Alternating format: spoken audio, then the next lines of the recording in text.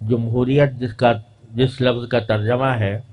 وہ انگریزی میں ڈیموکریسی ہے، اور اس کے معنی ہے حاکمیت عوام، عوام کی حاکمیت۔ تو اپنی اصل کے اعتبار سے یہ نظریہ بالکل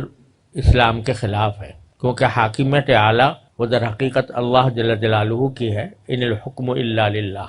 البتہ شریعت کے احکام کو مد نظر رکھتے ہوئے اور اسلامی اصولوں کو دیکھتے ہوئے یہ بات نظر آتی ہے کہ اسلام نے سیاست کے معاملے میں چند بنیادی اصول عطا فرمائے ہیں، اور ان اصولوں کی تطبیق کس طرح ہو اس کو ہر دور کے اہل بصیرت پر چھوڑ دیا۔ مثلا اصول یہ ہے کہ حکمرانی، حاکمیت اصل میں اللہ جل جلالہ کی ہے، اور جو کوئی دنیا میں حاکم بنے اس کا نام چاہے کوئی بھی رکھ دیا جائے، چاہے اس کو خلیفہ کہیں، چاہے اس کو سلطان کہیں، چاہے اس کو ملک کہیں، اگر وہ بنیادی اصولوں کے مطابق حکومت کر رہا ہے تو اس کو ہم شریعت کے خلاف نہیں کہہ سکتے۔ پہلے یہ سمجھیے کہ قرآن کریم نے اگرچہ جو اصل لفظ استعمال فرمایا وہ تو خلیفہ کا ہے، اور حضرت داؤد علیہ السلام سے بھی یہ فرمایا انا جعلناک خلیفۃ فی الارض، لیکن ساتھ ساتھ ملوک کا لفظ بھی موضع مدح میں اور موضع نعمت میں استعمال فرمایا۔ بنی اسرائیل سے فرمایا کہ وجعل فیکم ملوکا، تو یہ نعمت کے طور پر ذکر فرمایا کہ ہم نے تمہارے اندر سے بادشاہ پیدا کیے تھے، ملوک پیدا کیے تھے۔ اور اسی طرح جو حضرت سموئیل علیہ السلام کے واقعے کو بیان کرتے ہوئے ان اللہ قد بعث لکم طالوت ملکا، طالوت کو ہم نے ملک بنا کر تمہارے پاس بھیجا، تو معلوم ہوا کہ اصطلاح چاہے خلیفہ کی استعمال کر لیں، چاہے ملک کی استعمال کر لیں، یا کوئی اور لفظ استعمال کر لیں، امیر کا لفظ استعمال کر لیں، صدر کا لفظ استعمال کر لیں، ناظم اعلیٰ کا لفظ استعمال کر لیں، لفظوں کے بارے میں شریعت نے ہمیں کوئی پابند نہیں کیا کہ حاکم کو ہمیشہ خلیفہ ہی کہو یا ہمیشہ ملک ہی کہو، لیکن اصل بات یہ ہے کہ وہ حاکم ایسا ہو جو قرآن و سنت کا پابند ہو۔ اس صورتحال کو مد نظر رکھتے ہوئے جب ہمارا آئین مرتب کیا گیا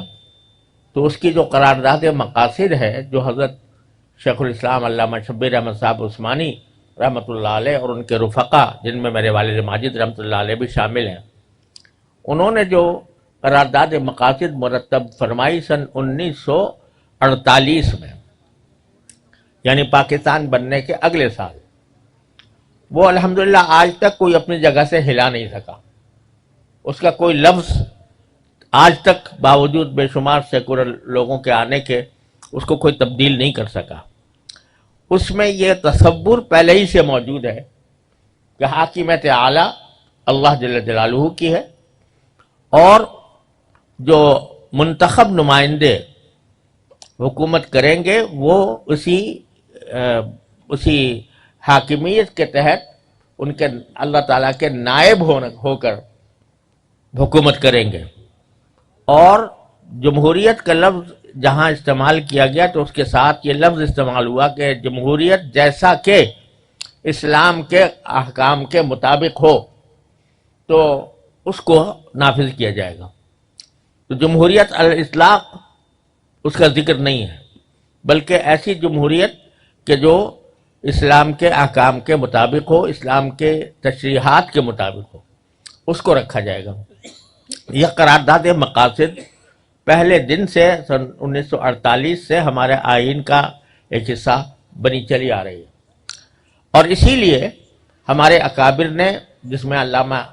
شیخ الاسلام علامہ شبیر احمد صاحب عثمانی رحمۃ اللہ علیہ ان کے قائد تھے، اور میرے والد ماجد قدس اللہ تعالیٰ سرہ نے بھی اس کی تثبیت میں حصہ لیا، اور ہمارے دوسرے اکابر حضرت مولانا مفتی محمد حسن صاحب رحمۃ اللہ علیہ، حضرت مولانا محمد ادریس صاحب کانلوی رحمۃ اللہ علیہ، یہ سب حضرات اس کی تثبیت میں شریک تھے۔ اس لیے انہوں نے اس لفظ کو اس لیے گوارا کیا، جس کی میں نے بنیاد یہ عرض کی کہ اصطلاحات کے پھیر میں قرآن سنت نے ہمیں نہیں ڈالا، بلکہ ہمیں بنیادی اصول یہ مقرر فرمایا کہ قرآن و سنت کے مطابق ہو۔ اب ساری بات جو آ جاتی ہے وہ شخصیات پر آ جاتی ہے کہ وہ شخصیت اگر قرآن و سنت کے اوپر عمل کرنے کا نہ صرف عزم رکھتی ہو بلکہ اس کے بارے میں کوشاں بھی ہو، تو پھر وہ اس کا نام چاہے آپ اس کا صدر رکھ لیں، چاہے وزیر اعظم رکھ لیں، چاہے اس کا نام آپ بادشاہ رکھ لیں، چاہے اس کا نام خلیفہ رکھ لیں، تو شریعت نے اس کے اوپر کوئی پابندی عائد نہیں کی۔ اب سارا مدار اس پر ہے کہ کون سی شخصیات ہیں جو اس مقام تک پہنچتی ہیں کہ جو ملک کا نظام چلائیں۔ اب یہ تو آپ نے دیکھا ہوگا کہ قوانین بہت سے بنتے رہتے ہیں، لیکن قوانین کا بن جانا کافی نہیں ہوتا، بلکہ قوم کی اور عوام کی اور شخصیتوں کی تربیت کی ضرورت ہوتی ہے۔ وہ جب تک تربیت نہیں ہوگی تو اس وقت تک آپ صرف نام خلیفہ رکھنے سے معاملہ حل نہیں ہوگا کہ آپ خلیفہ کسی کو کہہ دیں اور وہ خلیفہ بن کر وہ ایسا یعنی بالکل کہنا چاہیے کہ استبداد کا پیکر بن جائے کہ اس کے بعد اس کے وہ جس کی زبان قانون بن جائے اور وہ جیسا چاہے وہ کرے، یہ اسلام کے مطابق نہیں ہے۔ نام چاہے خلیفہ رکھ لیا گیا ہو۔ اس کے برخلاف اگر آج فرض کرو اللہ تبارک و تعالیٰ اس بات کی توفیق دے دے کہ اچھی شخصیات وہ پہنچ جائیں، چاہے وہ وزیر اعظم کے نام سے ہوں، لیکن اچھی شخصیات اگر وہ جا کر آئین کے اوپر عمل کریں اور آئین کے تقاضوں کے اوپر عمل کریں تو کوئی وجہ نہیں ہے کہ اس میں اسلام کی نفاذ میں کوئی رکاوٹ پیدا ہو۔ تو اس لیے یہ کہنا کہ بھئی یہ جو آئین ہے یہ بھی مغربی جمہوریت کا چربہ ہے، یہ خیال غلط ہے، اور یہ کہنا کہ صرف خلافت ہی واحد راستہ ہے اسلامی حکومت کے قیام کا، یہ بھی درست نہیں ہے۔ جیسا میں نے عرض کیا کہ اللہ تبارک و تعالیٰ نے ہمیں جو ان موضوعات میں جن میں کہ